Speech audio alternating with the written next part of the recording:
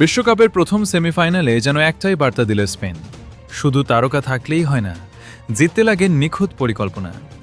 Kylian এমবাপের ফ্রান্সকে কার্যত ছন্দহীন করে ফাইনালের টিকিট নিশ্চিত করল লুই দে লা ফুয়েন্তের দল। শুরু থেকেই আক্রমণাত্মক ফুটবল খেলতে নামে স্পেন। তাদের হাই প্রেসিং ও অফসাইড ট্র্যাপে বারবার আটকে যান এমবাপে ও দেম্বেলে। ম্যাচের ২০ মিনিটে লামিন ইয়ামালের ওপর লুকাস ডিগনের ফাউল থেকে পেনাল্টি পায় স্পেন। সেই সুযোগ নষ্ট করেননি মিকেল ওয়ারজাবাল। গোল করে নিজের দুর্দান্ত আন্তর্জাতিক ফর্মও ধরে রাখেন তিনি।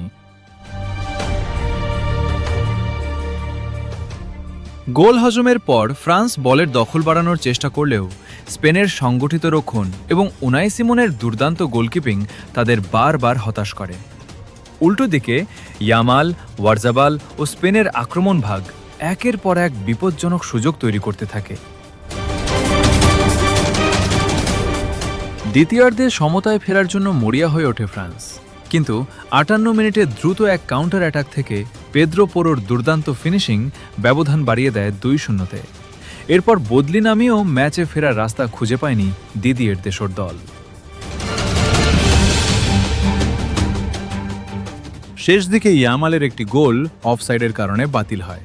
অন্যদিকে এমবাপে একটি ভালো ফ্রিকিক পেলেও লক্ষ্যভ্রষ্ট হন। যোগ করার সময়ও দেম্বেলের চেষ্টা রুখে দেন উনাই সিমন। শেষ বাঁশি বাজতেই নিশ্চিত হয়ে যায় ফলাফল। ২-০ ব্যবধানে জিতে বিশ্বকাপের ফাইনালে স্পেন। আর টানা তৃতীয়বারের মতো স্পেনের কাছে হার মেনে মাঠ ছাড়তে হয় ফ্রান্সকে। আপনার মতে স্পেন কি এবার বিশ্বকাপ জিতবে, নাকি ফাইনালে অপেক্ষা করছে আরও বড় চমক? আপনার মতামত অবশ্যই কমেন্টে জানান।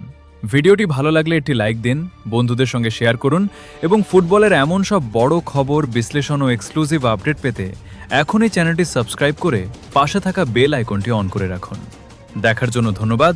আবার দেখা হবে পরের ভিডিও।